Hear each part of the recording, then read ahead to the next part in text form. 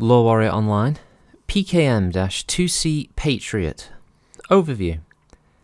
When Kirk Cameron Jones declared himself the Captain General of the Free Worlds League in 3069, one of his first priorities was the consolidation of his military and economic power.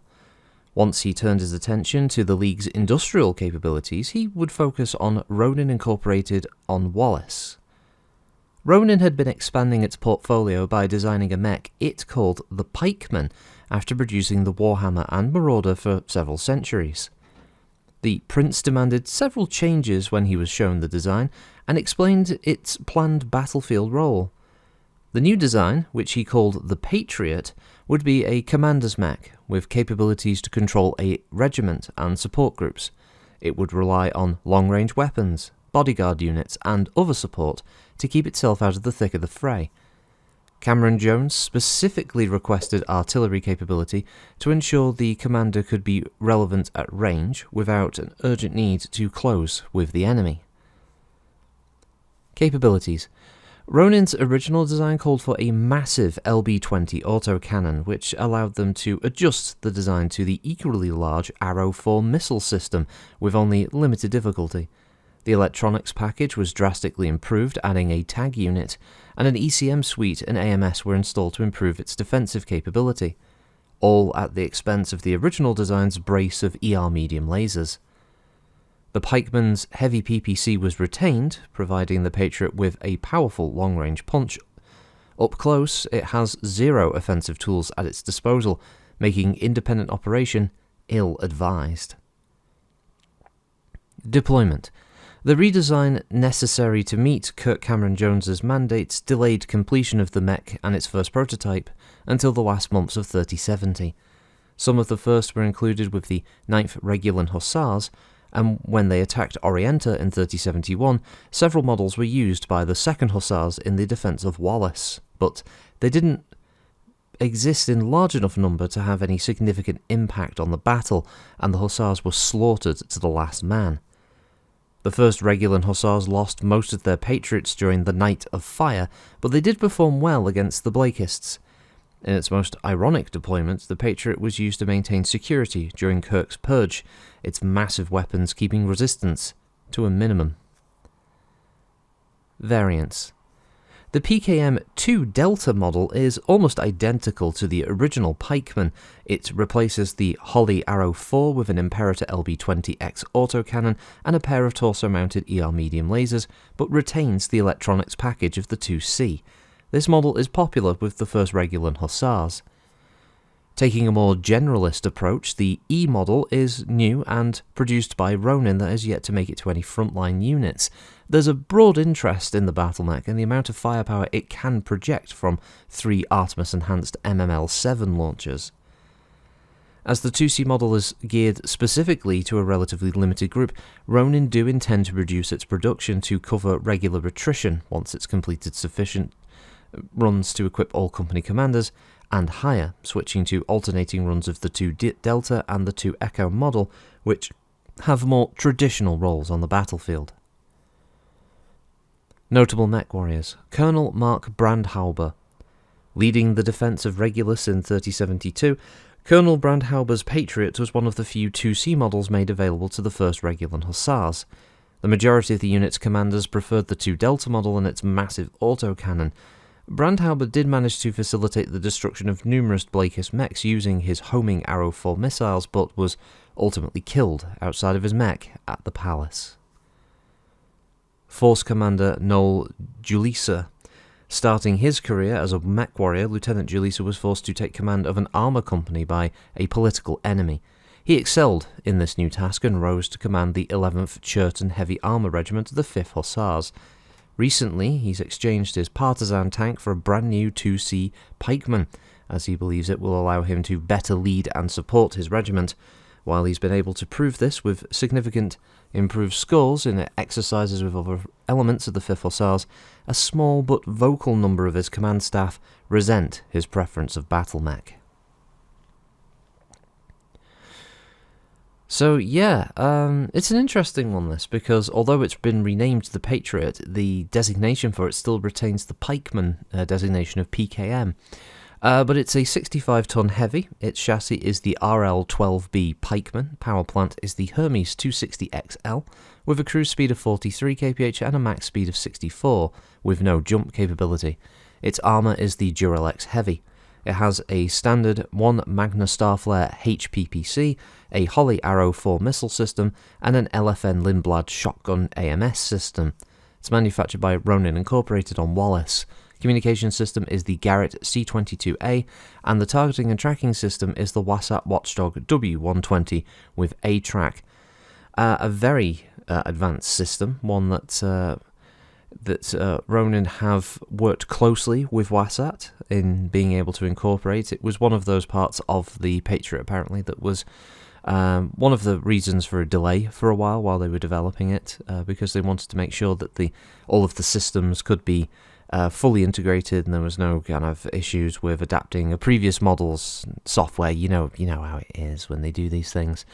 It was also meant to be a case of it had longevity in mind, so the idea was that much like a modern computer, you would be able to pull out parts of the Wasat system and install newer, more up-to-date parts, so it would be able to match the progression of the other computer systems and their firmware and software as it went on. A very forward-thinking decision by Ronin Incorporated there, and Wasat were more than up to the task that was given to them, and actually being able to get hold of a Wasat Watchdog isn't too difficult. It's a system that was produced quite liberally by Wasat, and there's a few different models. You know, for the collector who wants one of the originals from a Pikeman model, very difficult to get hold of, but they do still exist out there. They come up for auction every now and then. There's a nice little circuit there. It's like it makes for some absolutely thrilling watches as auctions do go on online. One of the last live follow-alongs of an auction, many of us were just like ecstatic with the bidding war. I mean, when it got up to 10 million C-bills for one of these original design models, it was quite a thing. A lot of people did drink a lot of soft drinks, and they did get a little bit of a sugar rush. Well, I'm not gonna lie, it did happen. People did get a little bit crazy, but yeah. Moving on with the stats of the Patriot, it's obviously with the 260XL engine. There's a big bugbear for some people with regards to mechs in general, especially on the table. Lose a side torso, the whole mech is destroyed, obviously.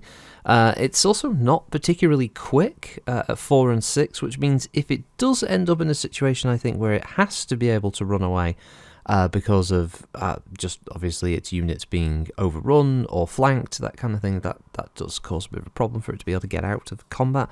It does have 20 heat dissipation thanks to 10 double heat sinks, and its armour is fairly decent. It's got 9 on the head, 31 on the CT with 10 on the rear, 22 on the right and left torso with 7 on the rear, 15 on the arms and 27 on the legs, so it can take a good amount of damage before it starts going internal, which is what you want.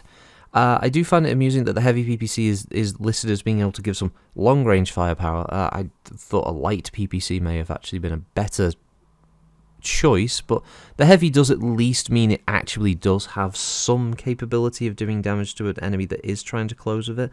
Yes, it suffers the same problems as a standard PPC system, where if it's under 3 hexes, it's basically unusable.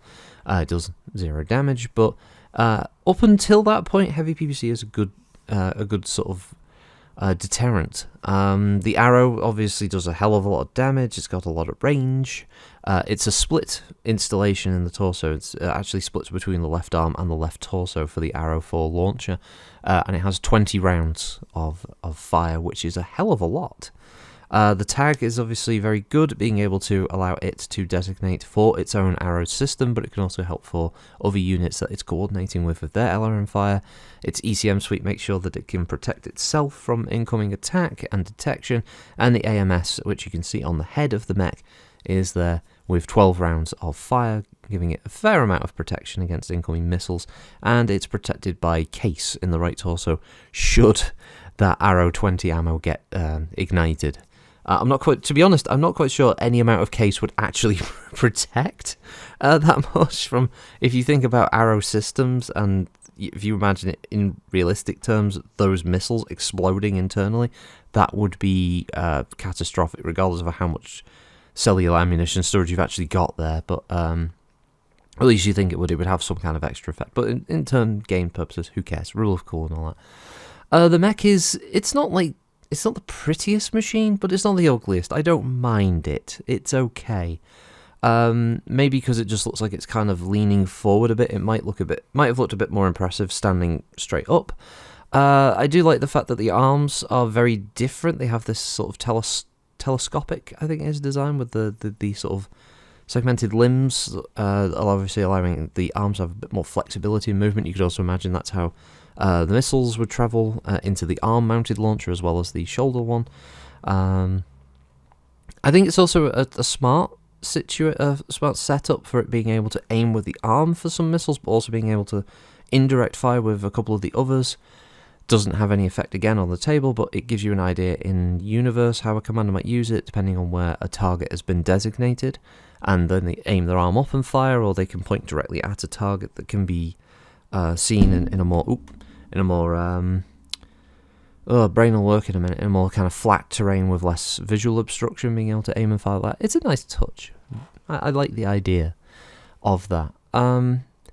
But it's got its place on the field. I think, unfortunately, because there's no command and control gameplay element, a command mech in standard rules doesn't really have much to do. If I remember correctly, I think in the more advanced rules systems there is something to do.